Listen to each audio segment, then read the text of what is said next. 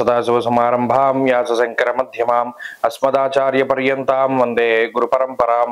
జ్యోతిష్ శాస్త్రాన్ని భావితరాల వారికి ప్రసాదించిన ఋషుల యొక్క పాదపద్మాలకి నమస్కారం చేసుకుంటూ, అలాగే నాకు ఈ జ్యోతిష విద్యను నేర్పిన గురువర్యులు జ్యోతిష బ్రహ్మ కీర్తిశేషులు శ్రీ ఏరంకి సూర్యనారాయణ మూర్తి గారు, సూర్యశ్రీ దైవజ్ఞ గారి యొక్క పాదపద్మాలకి నమస్కారం చేసుకుంటూ, ఓం శ్రీ మహాగణాధిపతి నమః, శ్రీ గురుభ్యో నమః, హరి ఓం.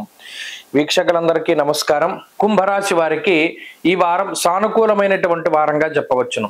అనుకూలించేటువంటి గ్రహాల యొక్క సంఖ్య చాలా ఎక్కువగా ఉన్నది. ప్రత్యేకించి గత 2 నెలలుగా పోల్చుకుంటే ఈ వారంలో రాహు యోగిస్తున్నారు, బుధుడు యోగిస్తున్నారు, శుక్రుడు యోగిస్తున్నారు, అలాగే కుజుడు యోగిస్తున్నారు, చంద్రుని యొక్క బలం ఉన్నది, రవి యొక్క బలం కూడా అధికంగా ఉన్నది. అంటే ఎక్కువ సంఖ్యలో గ్రహాలు యోగిస్తూ ఉన్నటువంటి వారంగా ఈ వారాన్ని చెప్పవచ్చును. గత 2 నెలలుగా ఈ పరిస్థితి లేదు. ఈ మధ్య కాలంలో ఈ వాతావరణం ఉండడం అనేటువంటిది జీవితానికి ఒక భరోసా ఇస్తుంది.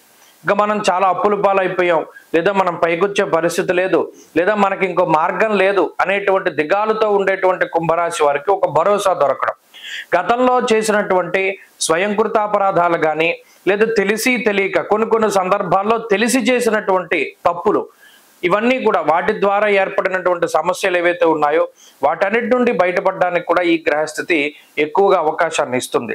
రవి బలం ఆత్మస్థైర్యాన్ని ఇస్తుంది.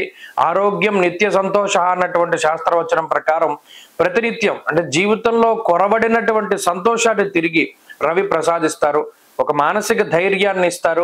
అలాగే కుజుడు శత్రుబాధల్ని, రుణబాధల్ని, రోగబాధల్ని దూరం చేస్తూ ఉంటారు. మాట వల్ల ఏర్పడినటువంటి సమస్యల నుండి, చికాకుల నుండి, ఇబ్బందుల నుండి మరలా అదే మాట మాట్లాడడం ద్వారా ఒక మంచి ధోరణిలో మాటని మాట్లాడుతూ ఉండడం, అందరినీ కలుపుగోలుతనంగా ముందుకు తీసుకెళ్తూ ఉండడం ద్వారా మంచి విజయాన్ని సాధించగలుగుతారు. కోల్పోయినటువంటి వాటన్నిటినీ కూడా తిరిగి సంపాదించగలుగుతారు.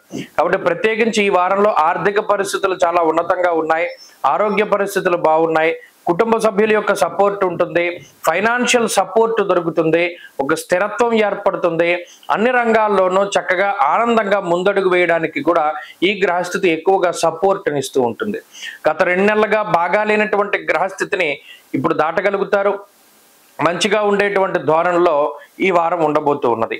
కుంభరాశి వారి వారం మరింత అనుకూలమైనటువంటి ఫలితాలను సాధించడానికై ప్రత్యేకించి గురు స్తోత్రాన్ని, గురుపాదుకా స్తోత్రాన్ని పారాయణ చేయడం, దక్షిణామూర్తి యొక్క ఆరాధన చేయడం చెప్పదగినటువంటి సూచన.